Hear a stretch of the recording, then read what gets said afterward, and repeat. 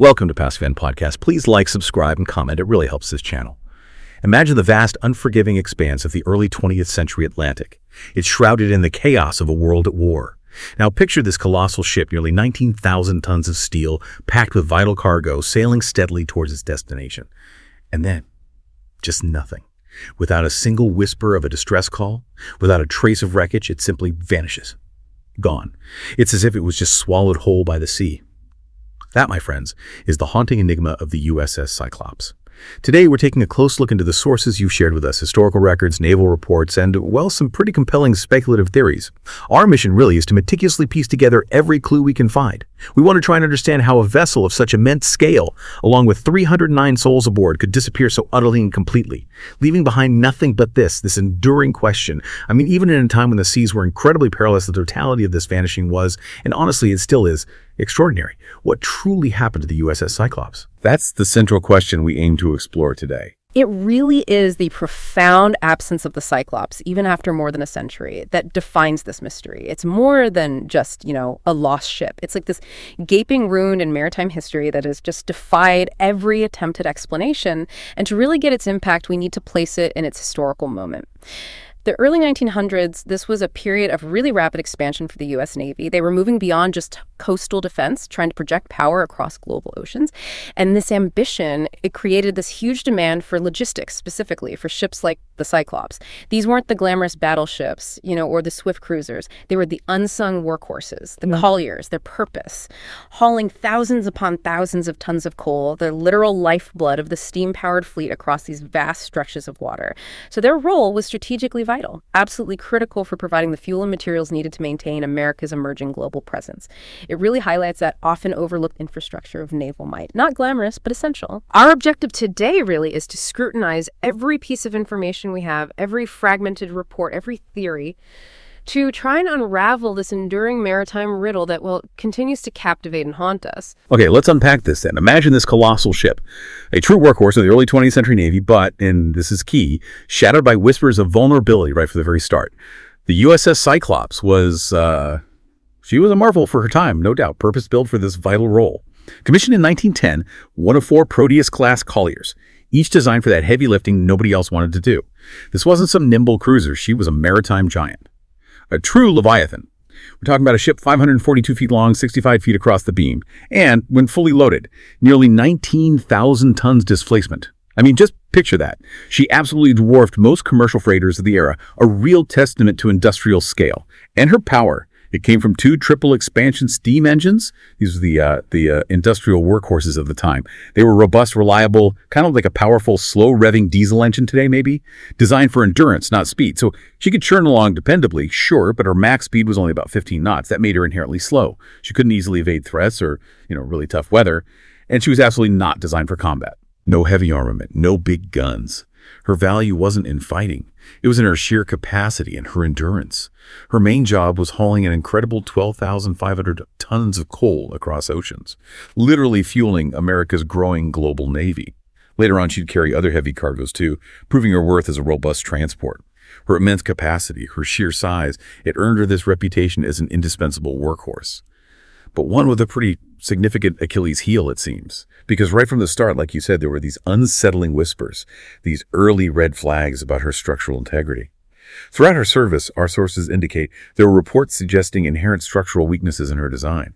Some officers noted that when she was fully loaded, the ship seemed to almost strain at the seams, like the weight was almost too much. Apparently, this wasn't just a figure of speech. It implied a lack of rigidity in the whole structure. The Navy, even while relying heavily on her, apparently quietly wondered if she was vulnerable under stress, especially when heavily laden and battling rough seas. That detail, it adds this crucial layer of inherent risk to her story, doesn't it? A sort of premonition of potential disaster, even before that final voyage. It suggests maybe her very design harbored this silent, latent flaw. That's a critical insight, absolutely. It reveals this tension between her vital strategic role and these underlying structural concerns. She was, as you described, essential, but possibly inherently flawed. It really sets the stage for potential disaster right from her inception. And by the time the United States entered World War I in 1917, the Cyclops' importance just grew exponentially. Coal was the lifeblood, yes, but equally critical were the metals needed for the burgeoning war machine. So in early 1918, the Cyclops gets tasked with this particularly crucial mission: carry 11,000 tons of manganese ore from Brazil to the U.S. And manganese wasn't just any cargo, it was critical for producing high-strength steel needed for everything from ships and tanks to artillery, munitions, you name it. Without manganese, the whole war effort could literally grind to a halt. So as our sources make really clear, the Cyclops was no mere cargo ship on this trip. She was carrying material that was absolutely essential to the war effort, a cargo of national importance. It directly impacted the ability of the U.S. and its allies to fight the war. Her safe arrival in Baltimore in March 1918 wasn't just a delivery, it was a matter of national security. That really underscores the incredibly high stakes of her final voyage. The pressure for her to complete this mission successfully must have been immense. Which also brings us to the backdrop, right? The 1918 Atlantic. It was a deeply perilous war zone. German U-boats were prowling those waters relentlessly, sinking Allied and neutral shipping with ruthless efficiency. The standard defense against these underwater predators: convoys, groups of ships sailing together, protected by destroyers and escorts. It was a proven strategy. But here's the really unsettling detail: the decision that just looms large in the Cyclops story. She did not join a convoy for her final voyage. Why? Well, the reasons are still debated. Some historians suggest she was simply too slow, couldn't keep up with faster convoys, made coordinated movement impractical. Others believe her route was maybe considered lower risk at the time, or perhaps her heavy cargo made her a difficult fit. But regardless of the justification, she sailed largely alone, a massive, heavily laden vessel moving through incredibly dangerous waters without escort. And that decision, to sail unescorted through a submarine-infested ocean, well, it would loom incredibly large when she vanished. It almost feels like it was inviting disaster. We've touched on the structural risks, the heavy cargo, the dangerous waters, but I just can't shake this feeling that the human element, specifically Captain Worley, that's where this whole enigma takes its most unsettling turn, isn't it? The captain of the Cyclops, he was a man shrouded in secrets. His character adds this deeply unsettling dimension to an already perilous journey. Officially, Captain George W. Worley was a long-serving officer in the U.S. Navy, a man of experience, authority, but his true identity, far more complex. He was actually born Johann Friedrich Wichmann in Germany. He immigrated to the United States as a young man, adopted a new name, a whole new identity. And while his seamanship initially earned him respect, apparently those who served under him often described him in much darker, more troubling terms. Crew accounts, they paint this picture of Worley as harsh, erratic, even paranoid. Can you imagine being on that ship, far out at sea, with a captain who would pace the decks at night, pistol strapped to his side, muttering to himself, seemingly to no one? There's one particularly chilling anecdote, though it's unconfirmed, about him openly accusing crewmen of disloyalty, threatening them with his weapon. And there were even documented allegations that he verbally and physically abused sailors, created this climate of fear, resentment, just profound unease on board. And think about the timing wartime. Anti-German sentiment was incredibly high. His German background naturally raised serious questions about his loyalty. Was his allegiance truly absolute to the United States? Or did he harbor sympathies for his birth country? For many, Worley's strange and apparently increasingly unstable behavior on the final voyage hinted at much darker possibilities. Whispers of sabotage, betrayal, or maybe even worse scenarios playing out on the high seas. This personal enigma of the captain, it casts this long, unsettling shadow over the entire mystery. That's a critical distinction to make, isn't it? How much did the captain's unstable demeanor actually contribute to the ship's fate? Or was it just a tragic coincidence, a distressing footnote to an already doomed voyage? The human element here is just as mysterious as the sea itself. And Worley's paranoia wasn't just a personal quirk. It serves as this stark reminder of how, in a vacuum of evidence, human biases and wartime anxieties can, they can create a compelling narrative around a figure, even if it's ultimately unproven. By February 1918, the Cyclops had already logged thousands of miles, a testament to her years of service. But her last cargo, that manganese ore, it brought a new layer of concern, raised eyebrows even before she departed. She was loaded with 11,000 tons of it, a material significantly heavier, denser than the coal she was designed for. Our sources tell us some officers explicitly argued the ship was overloaded, beyond safe capacity. This added weight, they fear, could have placed immense stress on her already suspect hull, potentially exacerbating those structural weaknesses people whispered about. And critically, some bulk ores like manganese, under the right conditions, severe motion, they can liquefy or shift unpredictably. It can turn a seemingly stable cargo into this dangerously sloshing, unstable mass, capable of rapidly overturning a ship. That's a critical but maybe overlooked property of the cargo. And compounding these concerns was her speed, or rather her agonizing lack of it. Fully loaded with that immense cargo, she was painfully slow, barely managing 10 knots by wartime standards. That made her an incredibly vulnerable target, not just for U-boats, but for any severe weather she might hit. And beyond the whispers of structural weakness and the strain of her cargo, even the journey to Barbados was apparently punctuated by these small but persistent mechanical hiccups. Crew reports from earlier legs mention problems with a faulty bilge pump, needed frequent attention, and a temperamental freshwater condenser that needed repair in port. Now, individually, these weren't ship-ending failures, but collectively, they chipped away at the crew's confidence. They painted this picture of a vessel that, much like its captain maybe, was growing increasingly unreliable and strained, pushing its limits with every mile. The Cyclops was certainly not in peak condition as she began her final fateful journey, which makes the captain's behavior all the more alarming, doesn't it? Yeah, absolutely. So when you consider the inherent vulnerabilities, the immense stress of the cargo, and the volatile presence of Captain Worley, it feels less like the Cyclops was just sailing across the Atlantic. Feels more like she was sailing right into this perfect storm, this confluence of potential disasters. And what followed was, well, a silence that still echoes today. To truly grasp the magnitude of this disappearance, we have to remember the context of sea travel in 1918. It was a far less forgiving era. Navigation relied on sextants, compasses, demanding incredible skill from experienced navigators. Communication was primitive compared to today. The Cyclops had radio, yes, but the stress calls weren't always reliable. Limited by range, atmospheric conditions, the tech itself was still pretty nascent. It's true, ships disappeared at sea more often back then. Brutal storms, collisions, mechanical failures, especially during the chaos of World War I. But here's the crucial point. The detail that elevates the Cyclops from just another casualty to this enduring enigma. Even in that perilous time, the loss of the Cyclops was truly extraordinary. Not only did she vanish completely, but she did so without a single SOS. Without a scrap of wreckage ever being found, without a single survivor among the 309 souls aboard. This wasn't just a ship lost, it was a ship utterly erased, leaving absolutely no footprint on the ocean.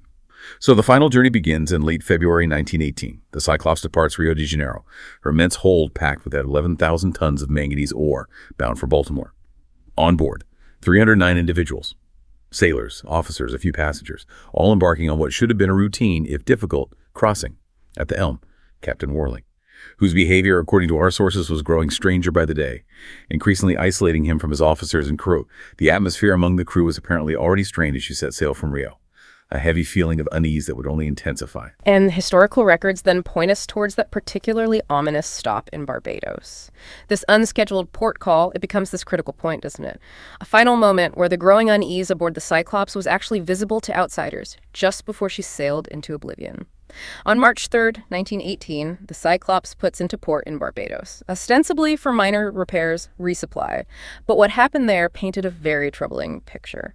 Captain Worley's erratic behavior reportedly escalated significantly. He quarreled openly, intensely with his officers, seemed unusually agitated, almost unhinged.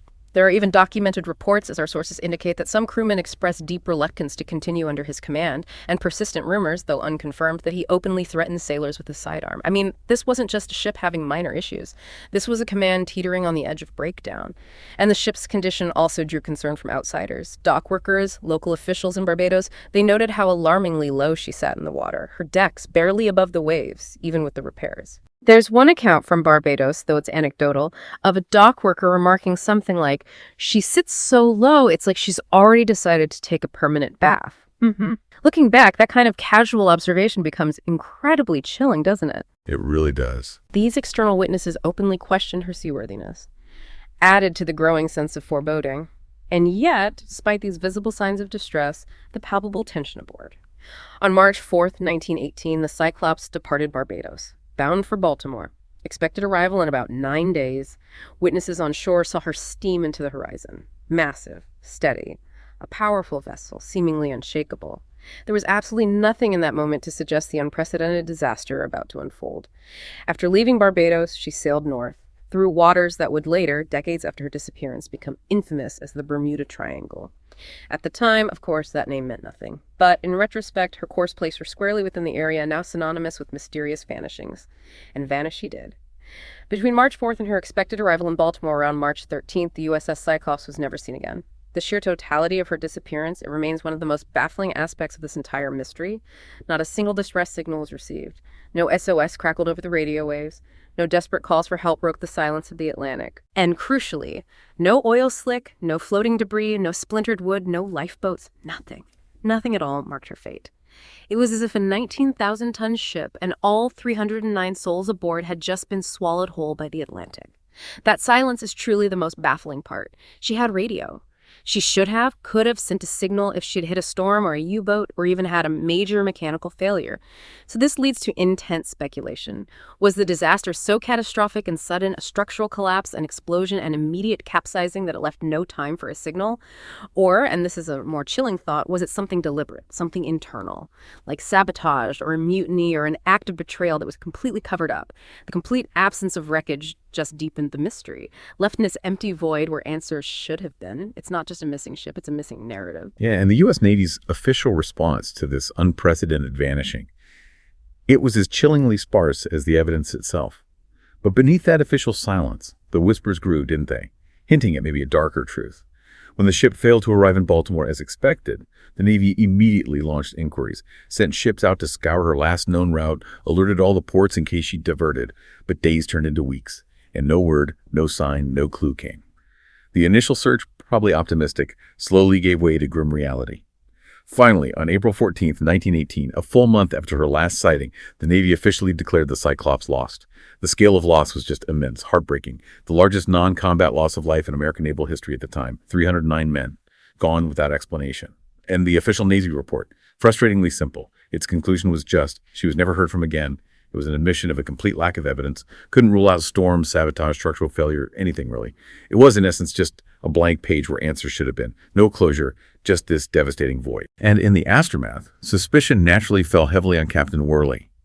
His German heritage, combined with his increasingly erratic behavior, his alleged harshness, it painted him as this convenient villain, right? A readily available scapegoat in a nation gripped by intense anti-German hysteria during the war. Theories started circulating. Had he deliberately scuttled the ship, maybe even handed her over to German forces, or had a mutiny erupted against his cruelty, leading to chaos and catastrophe that sealed their fate? But, and this is crucial, there was absolutely no evidence, only whispers. German U-boat records, released after the war, they contained no record of sinking the Cyclops. And U-boat commanders were meticulous about logging kills. Plus, there were no intercepted communications pointing to sabotage. So Worley, like his ship, just vanished without leaving any answers. His secrets died with him, his reputation forever tainted by the unanswered questions. And this is where the mystery becomes truly haunting, I think. The loss of the Cyclops was profound enough on its own, but then history seemed to repeat itself. It turned an isolated incident into this chilling pattern. Our sources detail how the mystery grew darker in retrospect when, years later, in 1941, two of the Cyclops' sister ships, the USS Proteus and the USS Nereus, also vanished in the Atlantic. And eerily, they were carrying similar heavy cargoes. Bauxite ore this time, which shares those dense, potentially unstable properties of manganese. And just like the Cyclops, no wreckage was ever found for them either. No distress signals were received. It was this macabre replay of an already inexplicable event. The chilling implication of that pattern is undeniable, isn't it? 3 ships, same class, lost without a trace, similar waters, similar conditions. Was this just coincidence? A statistical anomaly? Or was it a definitive sign of a catastrophic structural flaw inherent to the entire Proteus-class design? This unsettling pattern, it would fuel speculation for decades, irrevocably tying the Cyclops' fate to something larger, perhaps even systemic, suggesting a vulnerability that transcended individual circumstance. It transformed a singular tragedy into this profound question about systemic vulnerability. It's almost as if the design itself carried this silent, fatal flaw, just waiting for the right conditions to reveal itself again and again. By the summer of 1918, with the war raging fiercely, the fate of the Cyclops, tragically, it faded from the immediate headlines. But for the families of those 309 men, the silence was unbearable. No telegrams of survival, no graves to mourn at, no answers, just an agonizing void. It was, as our sources describe it, a wound without closure. Generations of descendants would ask the same haunting question: what truly happened. Sailors in coastal towns, though, they kept the story alive, passed it down in hushed tones through the decades. A 19,000-ton ship does not simply vanish, men muttered. Something more must have happened. The Cyclops became a riddle, a legend, especially as it got drawn into the enduring mythos of the Bermuda Triangle, a massive ship vanishing into nothing, a captain with secrets, a sea that kept its silence. It was the perfect recipe for legend and the perfect foundation for endless theories that persist to this day. Right.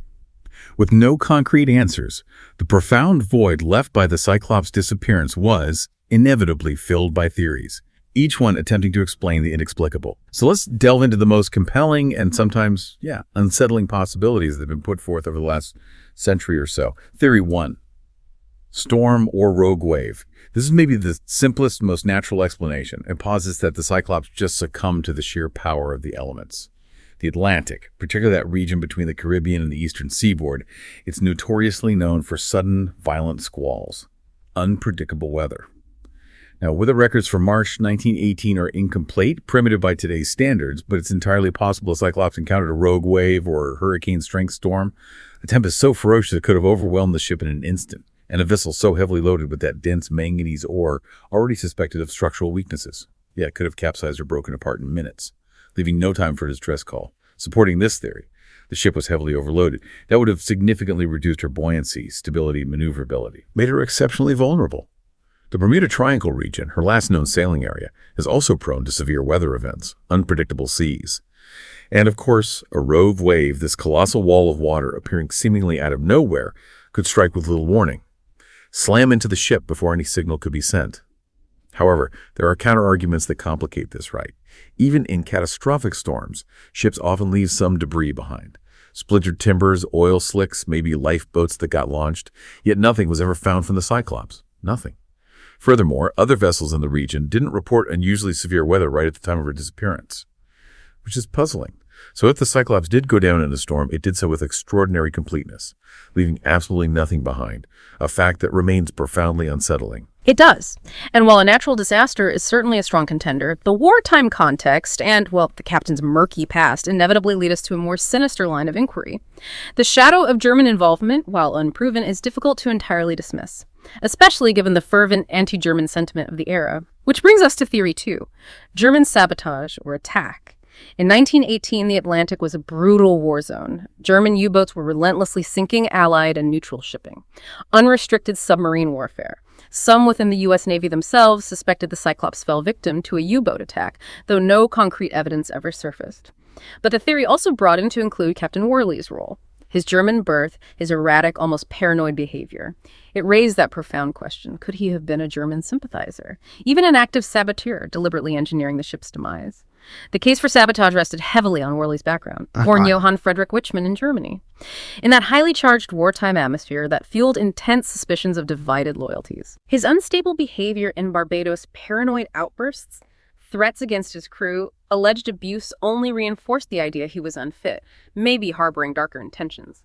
Anti-German sentiment in the U.S. stoked the belief he might have steered the ship into enemy hands or somehow facilitated its destruction. However, the case against this theory is substantial. German naval archives, meticulously kept, made public after the war. They contain no record of sinking the Cyclops. U-boat commanders were meticulous about logging kills. A ship this large would have been a significant prize. Furthermore, no intercepted messages, no intelligence reports ever confirmed sabotage. So while the German theory fit the paranoia of wartime, it remains really a product of circumstance and conjecture, not concrete proof, leaving us with this deeply unsettling but unconfirmed possibility. The theory most favored by naval historians, and one that resonates deeply given the ship's characteristics and those later disappearances, is Theory 3. Catastrophic structural failure. The Cyclops and her sisters Proteus and Nereus, they were designed as coal colliers. But for her final voyage, she carried 11,000 tons of manganese ore, significantly heavier, denser than coal. This placed incredibly unusual, intense stresses on her hull, stresses she simply wasn't designed to withstand over a long voyage. Now, if this heavy ore shifted or even liquefied in rough seas, a known phenomenon with certain bulk cargoes, especially if stowed improperly, it could have rapidly destabilized the ship, causing her to list severely, then capsize suddenly, violently, perhaps even breaking apart. Supporting evidence for this theory is compelling. Naval reports from earlier in her service life had already documented structural issues in the Proteus-class ships. hull rigidity, stress on central sections. The Cyclops was unequivocally overloaded beyond her recommended safe limit, making her inherently unstable, top-heavy. And perhaps most powerfully, the later disappearance of both the USS Proteus and USS Nereus, her identical sister ships, in 1941 under very similar conditions, carrying heavy ore, vanishing without trace, strongly suggests a fundamental design flaw inherent to the entire class. This chilling pattern makes the structural failure theory highly persuasive, points to a systemic vulnerability, not just a singular accident, but counter-arguments remain. A structural collapse, even a sudden one, wouldn't necessarily prevent a distress call, maybe just for a few moments. And the total absence of any debris, even in a sudden sinking, continues to be puzzling. Some wreckage might typically float. Still, many naval historians believe the overloaded cargo plus inherent design flaws made the Cyclops a ticking time bomb, waiting for the right conditions to finally give way catastrophically. Then there's Theory 4, mutiny and sabotage from within. Given Captain Worley's well-documented reputation, erratic, cruel, sometimes threatening sailors with his pistol, it leads to this dark internal possibility. Could the crew, pushed to their absolute breaking point by his tyranny, the stress of wartime, the perceived unseaworthiness of the ship, could they have risen against him, seized control, and in the chaos, inadvertently doomed the ship? There are supporting points. Worley was deeply unpopular. Wartime pressures could push men to rebellion, especially if they feared for their lives under his command or due to the ship's condition. If a mutiny occurred, maybe the ship was scuttled or sabotaged to cover the crime. That could potentially explain the lack of distress calls or wreckage, if done quickly to erase evidence. However, the weaknesses here are significant. A mutiny would likely leave survivors, or at least escapees who could eventually tell the tale. None ever surfaced. The total erasure of the ship, the absolute lack of any sign of a struggle, it argues against a prolonged human conflict or any attempt at escape. It remains intriguing, but ultimately an unlikely explanation. Lacks any corroborating evidence beyond the captain's contentious reputation. Next, let's consider Theory 5. The seaquake theory. Some scientists have proposed the Cyclops may have fallen victim to a seaquake, an undersea earthquake, capable of generating massive waves or destabilizing the seafloor beneath the ship. If that happened, and the 11,000 tons of manganese ore shifted violently as a result, the ship could have capsized or broken apart almost instantly. A seaquake could also potentially explain the perplexing lack of debris. If the ship plunged quickly or relatively intact to the ocean floor, immediately covered or settled deep into sediment, burying it beyond detection, the primary weakness. No recorded seismic activity in the region at that specific time, but it's important to remember 1918 seismic monitoring was extremely primitive, sparse network. A localized undersea event could easily have gone entirely unnoticed by land-based instruments, especially in the vast Atlantic, so it's plausible, if unproven, a natural event that could lead to such a swift and total disappearance. Finally, we arrive at Theory 6, the Bermuda Triangle mystique. Decades after the Cyclops vanished, the region where she disappeared took on its infamous name, the Bermuda Triangle. As stories of other vanished ships and aircraft, Flight 19 and 45, even her other Proteus-class sisters accumulated, the Cyclops was quickly folded into this growing mythology, one of its earliest, grandest victims. Once the Bermuda Triangle concept took hold, paranormal explanations blossomed. People talked about magnetic anomalies, spinning compasses, sending ships off course into oblivion, theories of time warps, vessels slipping into other dimensions. Some even speculated about extraterrestrial involvement, suggesting the Cyclops was abducted wholesale, ship and crew, by alien forces. Of course, such theories have zero scientific evidence, but they've proven incredibly enduring in popular culture. The absolute lack of wreckage, the complete disappearance, it strongly fuels the idea that the Cyclops wasn't just sunk, but was, in a very literal sense, removed from our world entirely, tapping into our primal fears of the unknown. Wow. Yeah, each theory offers this tantalizing piece of the puzzle, doesn't it? A potential fragment of truth. But none provides the complete, undeniable picture. The ocean truly kept her secret, leaving behind this unyielding enigma that continues to captivate. More than a century has passed, yet the ghost of the Cyclops still sails through maritime history. Her legacy is one of unanswered questions, perpetual grief for the families, and this enduring challenge to our understanding of the ocean's raw power and mysteries. For the U.S. Navy, the official conclusion was terse, unsatisfying. She was never heard from again. No evidence, no certainty, just an admission of a colossal disappearance. For the families, devastating. No bodies, no graves to visit, no closure. Generations of descendants would continue to ask the same agonizing question: what happened to their loved ones? The psychological impact of that absence, the inability to mourn or comprehend. It's a profound and enduring aspect of this tragedy. By summer 1918, the war raged on in Europe. The loss of the Cyclops, profound as it was, got largely overshadowed by the ongoing battles, the immense casualties happening daily. Officially, her disappearance was chalked up to the hazards of war, a regrettable but understandable casualty. Unofficially, though, the whispers persisted. Stories about Captain Worley's tyranny, theories of mutiny, the possibility of an immense storm, or German sabotage. The ship's name might have faded from national headlines, but in mess halls, in coastal towns, it lived on as this cautionary tale. A chilling reminder of the sea's unpredictable nature, its power to humble even the mightiest vessels. A 19,000-ton ship does not simply vanish, men muttered. Something more must have happened. And as we've discussed, that pattern of her vanishing sisters only amplified this sense of profound mystery. Let's just revisit that for a sheer chilling impact. 1941, World War II. Both the USS Proteus and the USS Nereus, two identical sister ships, disappear carrying similar heavy cargoes bauxite, or this time along similar Atlantic routes. And like the Cyclops, neither sent a distress signal, neither left any wreckage behind. 3 ships, 3 vanishings, no remains. The ocean just swallowed them whole. This eerie, almost supernatural pattern led naval engineers to speculate about that fundamental design flaw, particularly when carrying heavy, shifting oars. This combo, they thought, with rough seas, could cause catastrophic hull failure. Maybe a sudden breaking of the keel or a rapid capsize due to cargo shift. Yet, even with this compelling engineering explanation, the total absence of wreckage for all 3 vessels, it remains deeply unsettling. Makes you wonder about the specific mechanics of these disappearances. It really does, and it raises that important question. With all our modern technology, advanced sonar, submersibles, ROVs, why haven't we found her? The sheer scale and unforgiving nature of the deep Atlantic offer this sobering reality to our quest for answers. A stark reminder of humanity's limitations. While technology has advanced dramatically, allowing us to map and explore the ocean floor in incredible detail, all modern search efforts have, to date, failed.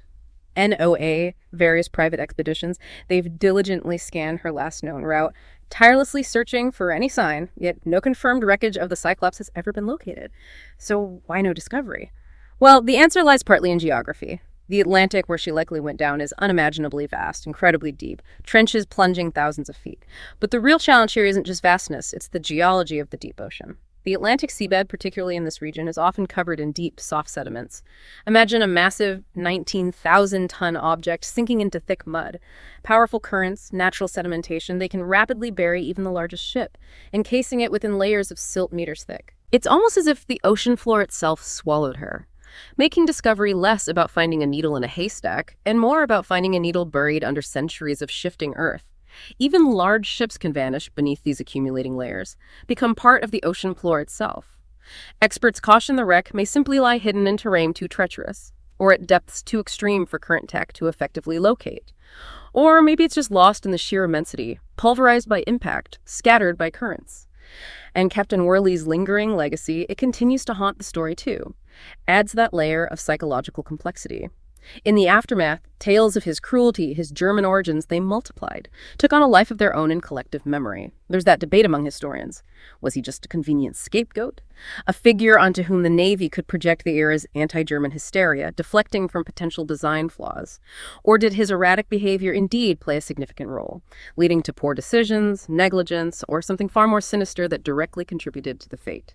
Worley, of course, died with his ship, his secrets unspoken. His reputation remains forever entangled with the mystery, a captain whose troubled character seemed to foreshadow the doom that befell his vessel, leaving his true allegiances and intentions forever ambiguous. And even today, those theories trying to explain the disappearance refuse to die, each offering a partial glimpse. We have catastrophic structural collapse, overloaded, flawed ship breaks apart, victim of its own weaknesses. The powerful storm or rogue wave theory, sudden, overwhelming natural disaster, claims her before an SOS, beyond human control. Internal theories of sabotage or mutiny, Worley's past, or crew resentment sparks chaos, dooming them all. Dark human drama. The German attack theory lacking evidence, but attributes lost to a U-boat, records lost in the fog of war, and of course the paranormal explanations tied to the Bermuda Triangle suggesting the ocean claimed her in ways beyond our comprehension, a truly unsettling thought. Each theory, as you highlighted, explains part of the puzzle. None, however, fully explains it all, leaving us perpetually searching. The Cyclops' disappearance endures because it's more than just a naval accident. It's this profound symbol of the ocean's immense power, a force capable of humbling even the greatest human machines and engineering feats.